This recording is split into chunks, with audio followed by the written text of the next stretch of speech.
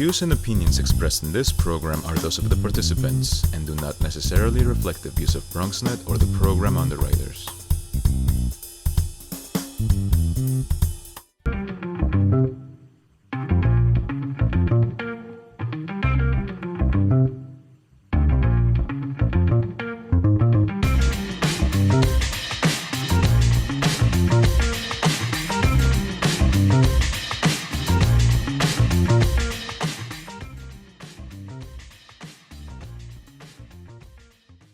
Hey there, welcome to the Bronx Buzz. This is BronxNet's program where we talk to writers and editors and reporters and all kinds of different people, photographers, videographers, people making music. And I emphasize that on purpose because we really want to talk to anybody who's putting stuff out in the Bronx so you can get an idea about who they are and what they're putting out and what they're all about.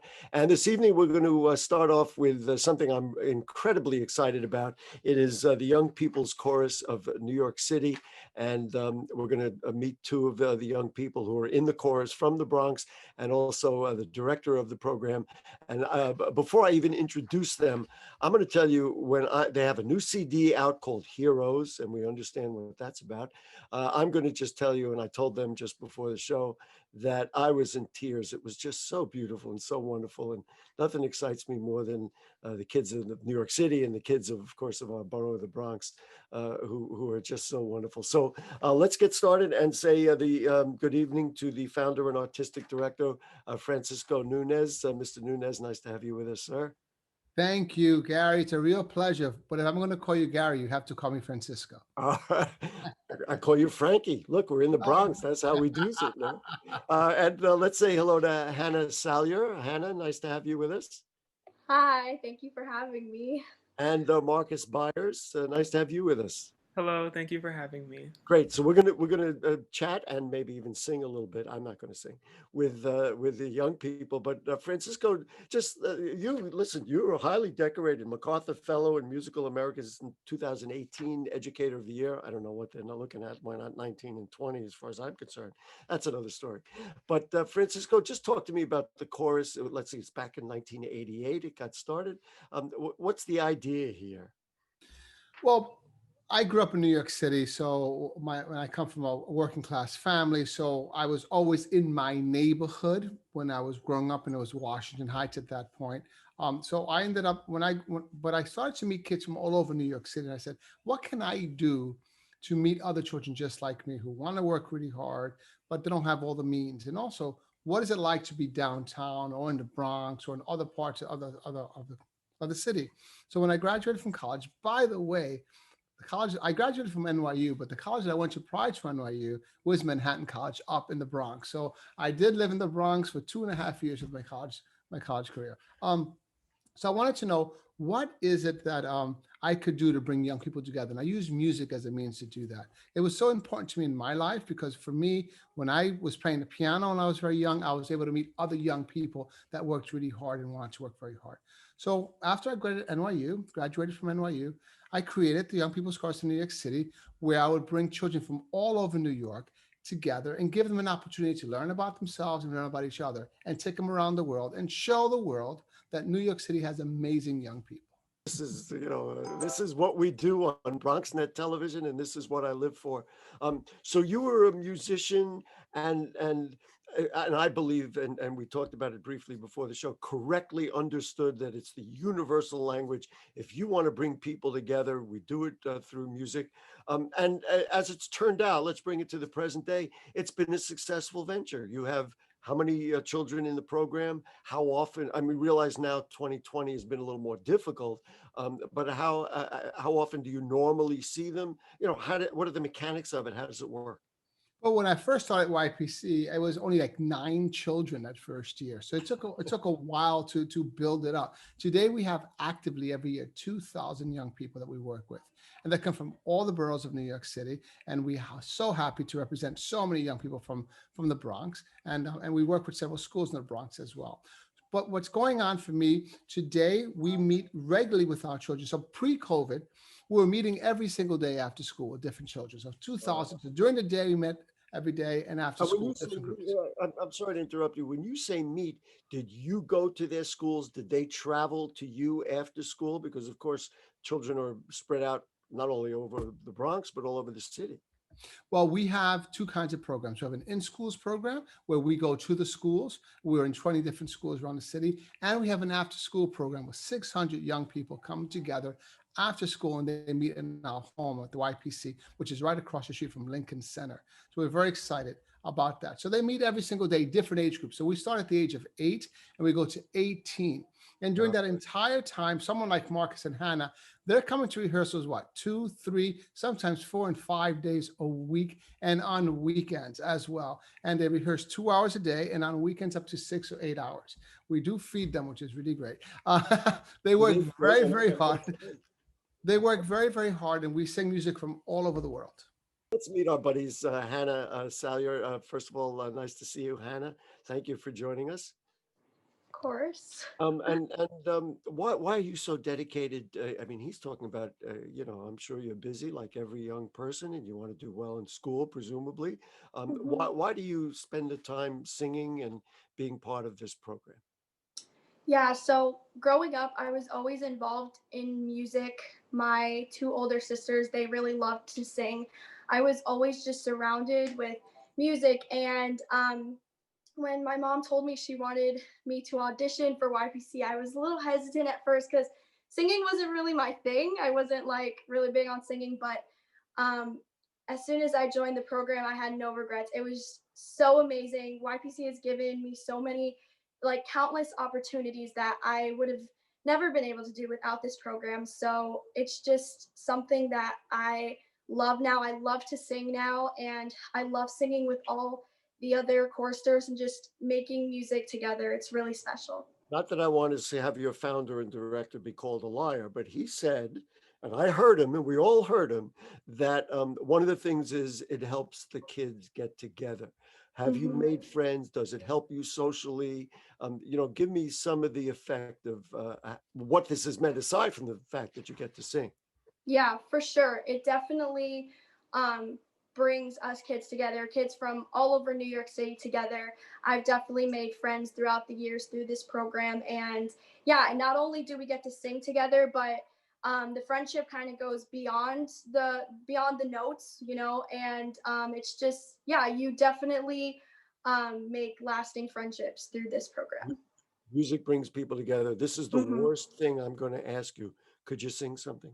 A Christmas song? What about a Christmas song? No, and all we need is a couple of bars. We want to just hear. Okay. Sleigh bells ring, are you listening? In the lane, snow is glistening. A beautiful sight, we're happy tonight, walking in a winter wonderland.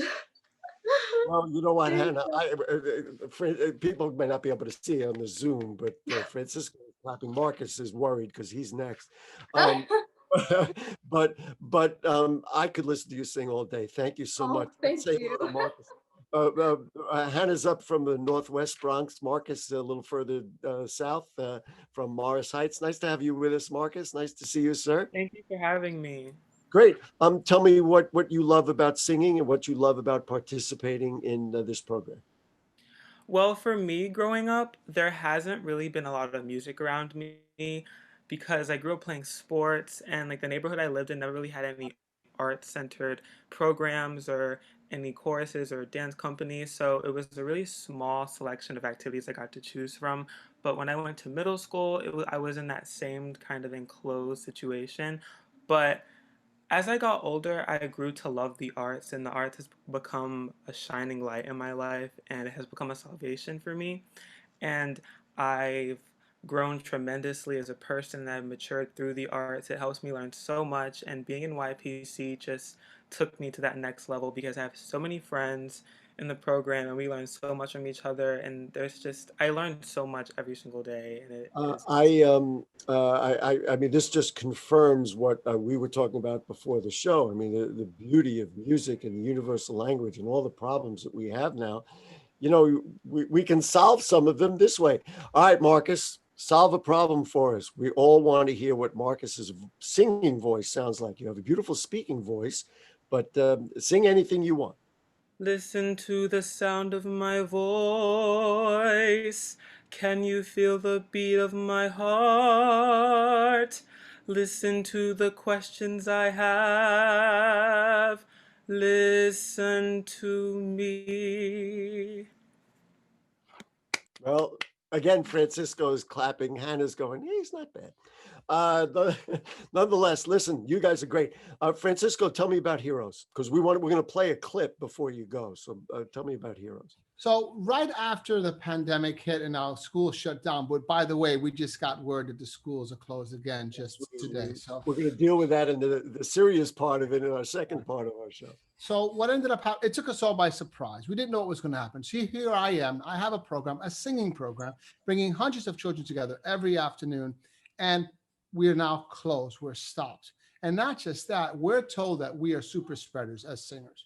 So we're not allowed to get together in any way, shape, or form. So it became a real problem for us. And then, so during the time that and then Zoom at that point, nobody really knew what Zoom was or understanding it as well as we do today. So we had to get through a huge learning curve. So the way we started was talking. We started to talk together. I decided to bring all the kids together through Zoom. Let's talk. How do you feel? The social emotional learning of the children changed. They became very down because they're now alone. And don't forget, Hannah and Marcus and every other child joined the YPC to sing in a group. Now you're singing alone at home during mute. So from that dialogue, we slowly started to say, let's start singing one by one. And one thing led to another. And now you've got a CD that's available. But what ended up happening is a lot of our young people, we wanted to say thank you to all the essential workers that were keeping us safe. The ambulance drivers, the hospital workers, the police, the firefighters, the grocery workers. So we came up with 10 different songs that we would sing, each with a special message to a different group of young people, to a different group of people from our young people, saying thank you for being our heroes. And that's what came up with Heroes. So this CD is a unique thing. We recorded it at home and we made videos. So it's not just an album, it's like a music video. So you can listen to it alone or you can watch the videos. And it's all self-produced by YPC. Or you can put it on TV. Or exactly. Exactly what we're going to do. All right. So we're going to do this. This is one of the songs. When I watch this, and you can ask my wife, when I watch this, I said, honey, you got to see this. And, now, let me tell you that, and this is one of our youngest groups that are singing this. So it's not actually Hannah and Marcus in this group, but the tears were coming down my eyes. So here we go. And this is a message to our heroes. And what an uplifting way of doing it. Whistle a happy tune. That's what we're going to do. That's why Hannah didn't know that song when I mentioned it before. All right, let's go. Here we are, the Young People's Chorus of New York City for our heroes.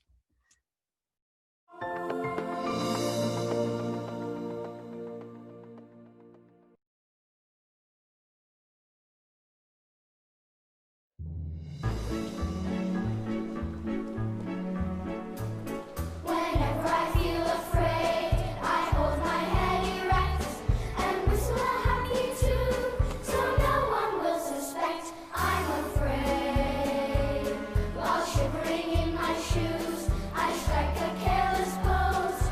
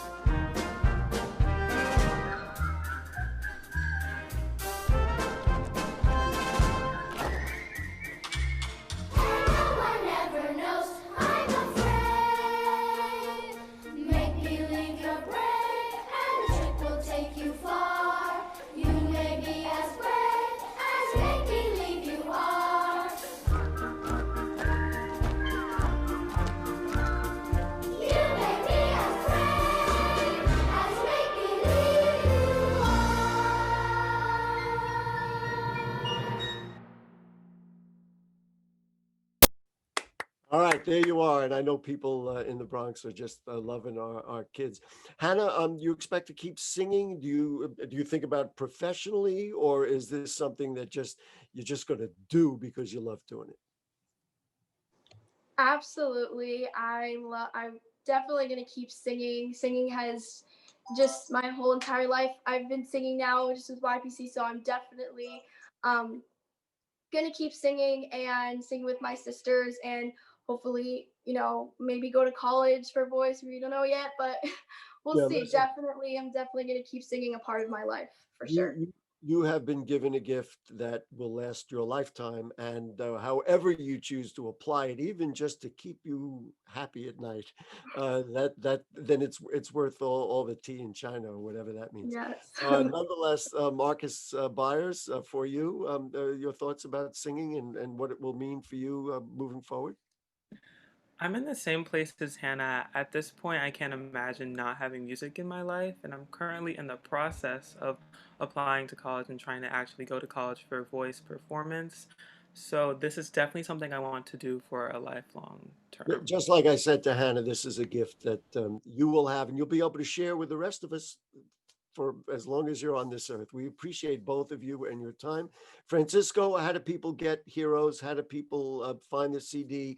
And especially if parents have children who should be part of this, let's donate and let's grow this program. So if he has 2,000, if you give him twice the budget, he'll have 4,000.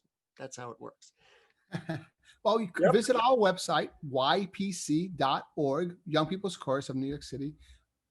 .organization, so ypc.org, and you can see the Heroes Project right there, and it's 10 different. You can watch them all in a row or one at a time. We're also, you just put your name on our mailing list and we'll get out to you if you're interested in auditioning. We will love to get you auditioning to us from the Bronx. Just email us or look on the website ypc.org and reach out to us, and we will contact you right away. We got to give our kids, especially now, if schools are closed, I can't even think about it, especially now, some great stuff to do. Francisco Nunez, thank you so much. Hannah Salyer, thank you. Marcus Byers, thank you. And we'll see you around town. We got to take a break. We'll be right back with Michael Hinman of the Riverdale Press right after this. We know that people are dealing with the health crisis, but there's also a lot of food insecurity. We're giving out healthy food options, and that's what's key here. If you're a senior, you have a disability, they'll actually deliver meals to you. The residents are anxious, they're worried, they're scared, they want to be tested. When things were happening in our community and we couldn't get the help. There's almost a presumption of criminality that attaches to your skin color. The site will prioritize those who are at highest risk in the population. If you feel symptoms and you'd like to visit one of these COVID-19 testing sites here in the Bronx, you may call the State Health Department's hotline. Important to note about this site is no reservations are needed. This is a walk-in clinic. A lot of us are out of work and looking for something to do. We have the machinery and the skills to make large scales of these masks and gowns. Take care of your people. It's going to go way further than we actually can understand. Right now, employees like myself are just adjusting to the new reality. Reporting from Bronx. Back with you on the Bronx Buzz. Boy, that was exciting talking with those kids who sing so beautifully. But I don't know how our next guest sings, but he certainly writes and edits very well. It is Michael Hinman, the editor of the Riverdale Press. Nice to have you with us, Michael. Good to see you, Gary. I Always can't sing good. at all. No singing here. No singing. Yeah, I know. I told them that whenever I sing, people say, "Are you imitating Bob Dylan?" Nonetheless, Michael, this is a very challenging times. And we just heard, we record the program on Wednesdays, and we just heard that the city is about to close the schools again. These are very difficult times. And I guess everybody's just got to, I hate to say it, buck up and bear it. Is there another way to look at this? It's the only way to look at it, and it's tough because I think of all the places in the country, probably even all the places in the world. I think New York City's probably suffered the most under this whole coronavirus pandemic. After months of lockdown in the beginning of the year, and now it looks like we might be heading that way again. But the thing is that the 3% threshold, remember this 3% threshold that we've met, it's still like far below the thresholds that we had in, last spring. So it's not like we're on the cusp of being on this total shutdown again, but it seems like at least what they're trying to implement are rules to kind of catch the virus before before it grows too much. So at 3%, we're in a much better shape than if we were at 20% or 30% or 40%, which is kind of where we were a few months ago. So if we can kind of nip this in the bud now and try to control this where we can, then I think that'll really make a big difference in terms of trying to keep those under control, trying to keep the positivity rates under control, so that we can actually maybe not have to go through the same kind of lockdowns that we did before. There's a lot of talk, of course, about the mayor and governor not getting along, and I have been enthusiastic to some degree about the way they handled the pandemic to begin with. And I remember other places in the country saying, "Goodness, we don't want to be like New York." Well, some of those places now are superseding what New York was, because they didn't have kind of that strict leadership on the top saying, "You know what, we just can't tolerate the kind of behaviors that are causing this." What about in your neck of the woods? You had a very interesting story, I thought, and I told you before the show, I thought it was emblematic, about a donut shop on West 231st Street that has been there for years and it might close. What do you hear from store owners? Are they going to survive through this next wave, which appears to be on the way? I mean, it just depends what happens in the city. It just depends on how much these cases grow, how quickly we can get vaccines rolled out, which, it's not going to happen in the next couple of months, at least in those regards. I mean, the nice part, at least, in the Riverdale Press coverage area, the main corridors we're looking at are like Johnson Avenue and then also the Broadway, Kingsbridge area. And, we had a story a few weeks back that talked a little bit about how some of the different business districts in New York City, that I think the city monitored, a dozen of them or so, in terms of where they were 2 years ago and how they were doing post first wave pandemic. And looking at all of that, Kingsbridge actually fared pretty well, just judging by open stores and things that were available. But I mean, anything like this, anything that's going to shut things down, anything that's going to limit traffic, anything that's going to cause people to not go out and, buy food or buy other things that they might, they can just order from home. I mean, it's going to be detrimental to businesses. And, Kingsbridge Donut Shop, they were suffering a little bit before the pandemic because, they had $10,000 a month rent in that little space, that little corner space that they had off of West 231st. But, the thing is that, yeah, anybody who's even kind of like borderline in terms of just making it, I mean, they're definitely going to suffer through all of this. And that's why it's really important that we're on top of schools. That's why it's very important that we're still maintaining mask mandates, social distancing, and everything else. I know that people are tired of doing all that and they just want it to be done and over with. But I mean, we still have to practice those things. It's still very, very important. One of the things that you brought up, I mean, you think about $10,000 rent for a donut shop. You got to sell a lot of donuts and you got to be pretty productive. A lot of donuts. Do that. Commercial rents, you're just going to, you want to close stores. Is that what we want to do? You're going to have to look at that. And then along with that, once the eviction moratorium fades away, potentially we're going to have we're actually going to deal with this on Bronx Talk in a couple of weeks coming up, but we're going to have a really big problem in the city because people can't pay their rent. And now the landlords are going to be able to get rid of them. And I don't know why they would want to, because who are they going to replace them with? I mean, it's a very, a vicious cycle, I guess. Yeah, and that's the scary part. A lot of people are still with this understanding that with the eviction moratorium, that if they're not paying rent right now, that that somehow all of that rent's going to be waived, but it's not. I mean, all of that rent in most cases are collected. I mean, I'm sure it depends on the landlord, but most of them, they're deferring these payments, which means that once that moratorium is gone, that a lot of tenants are going to be suddenly liable for thousands and thousands of dollars in rent and back rent that they owe. And if they don't cough it up, then they're going to be kicked out. So I don't know how landlords are going to deal with that, because obviously if you suddenly kick out a whole large number of tenants, I'm not sure how that works, in terms of how that affects that entire business model. So hopefully landlords will see that, they'll see the bigger picture and work, find ways to kind of keep their tenants there, because it's better to have paying tenants, even if they're starting to pay from this point forward, than not have any tenants at all. That was my point. I mean, you're going to throw them out. I don't see how that benefits anybody. But let's talk about changing people's behaviors. People listen to what goes on TV, and the fact that there are mixed messages out there, and there are those encouraging them to say, you know what, it's a political statement. I know one senator accused another senator of being out of line because they were wearing a mask.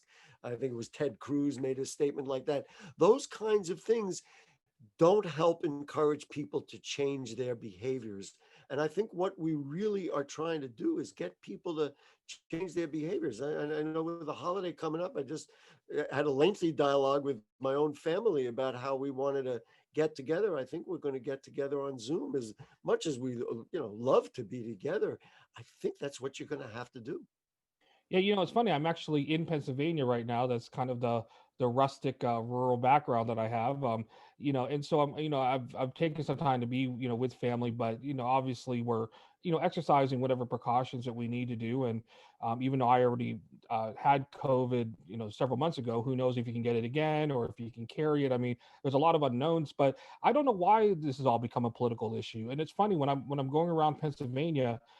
You see signs on doors for stores saying you got to wear masks to come in here, but yet you go inside and there's really, maybe 30% of the people are wearing masks, at least, from what I've seen. And nobody says anything about it. It's a lot different from New York City, where it's almost like maybe 5% of people I see aren't wearing masks. So, it's a whole different mentality. But I don't understand when, public health, when keeping your neighbors safe and everything else, I don't know when those became political issues. That doesn't seem like a Democratic or Republican or libertarian or conservative or liberal view. That just seems like a neighborly view. In terms of protecting your own health, but also protecting the health of others. Michael, you're being naive, and I know you know where that came from. Oh yeah, when the president of the United States puts it to a question, and people are dying to get out and do what they want to do and get together and all that. Look, we had that Fight Club thing in the Bronx that had 200 people. That was completely outrageous. But I will tell you, I see most people when I go into the grocery store in my neighborhood or other places in the Bronx. I see people wearing masks. I don't see a lot of this, but that gets into a whole criminal justice thing. It's like, who's going to make me? What are you going to call the cops? I saw a thing on Fox News the other day where they said, who's going to police the 10-person rule in your house? Are your neighbors going to count the cars? That's not the right attitude we need. We just need. Yeah, I did. Yeah, and you're right. I'm trying to be nice about the whole thing. I'm trying to, because we are saying goodbye to, probably the most divisive president that we've ever had in this country. And that's saying a lot because we've had some very divisive presidents. But, and somebody who denies that, that not only that the virus doesn't exist, that he also lost an election. So, that kind of shows you where his mindset is. But yeah, it's, and that's the thing that, it's all about like, oh, who's going to snitch on who's going to be anything. It's not about snitching on people. It's not about having to have police going around and searching all these things. It's about people just making the right decisions. Michael, we got to run. It's about keeping us all healthy. That's the bottom line. Yep. Thank you so much, Michael Hinman. Thank you for the Young People's Chorus of New York City for joining us. Our great producer, Rebecca Hemick, really worked like crazy this week to get us all together. Sienna Jones is our assistant. She does a great job too. And we'll see you on Bronx Talk this week. We have a very special guest. If you've heard of the comedian Gina Brillione, she's going to join us. She has a Prime special, and she'll be our guest for the Thanksgiving program on Bronx Talk. Good night.